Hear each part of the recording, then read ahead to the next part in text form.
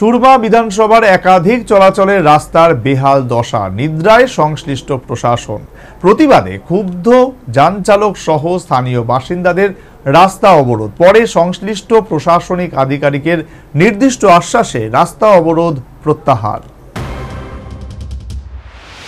দীর্ঘদিন যাবৎ কমলপুর মরাছড়া ভায়া দুর্গা চৌমুনি বাজার পর্যন্ত রাস্তার বেহাল দশা। রাস্তায় বড় বড় গর্ত হয়ে মরণ ফাঁদ তৈরি হয়েছে। প্রায় প্রতিদিন ঘটছে ছোট বড় দুর্ঘটনা।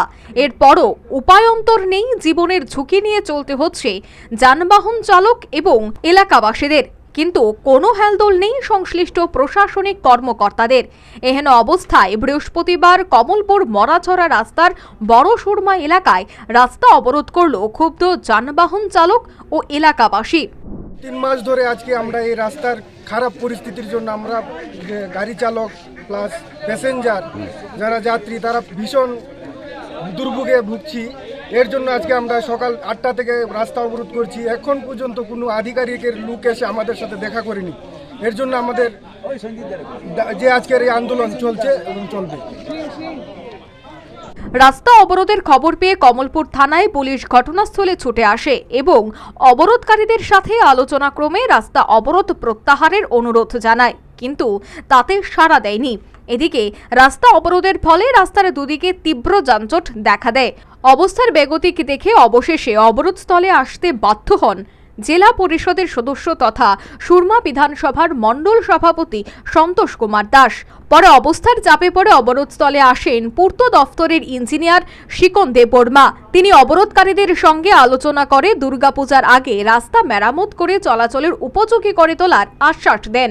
তার মধ্যে তো আমরা পীড়াপুরি পূজা অবধি তারা যতদূর পর্যন্ত কাজ না করে আমরা পীড়াপুরি থেকে এটা এগুলা করতে আমরা মেটের দিয়ে এটা ভর্তি করে দিই, যাতে চলন সই যেতে হবে।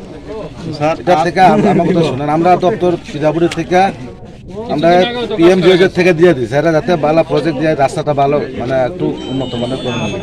আচ্ছা স্যার ঠিক আছে, একটা কথা বল, দুর্গাপূজার আগে সংশ্লিষ্ট রাস্তা মেরামত করে চলাচলের উপযোগী করে তোলার এদিন আশ্বাস দিয়েছেন পূর্ত দফতরের ইঞ্জিনিয়ার শিকন দেববর্মা।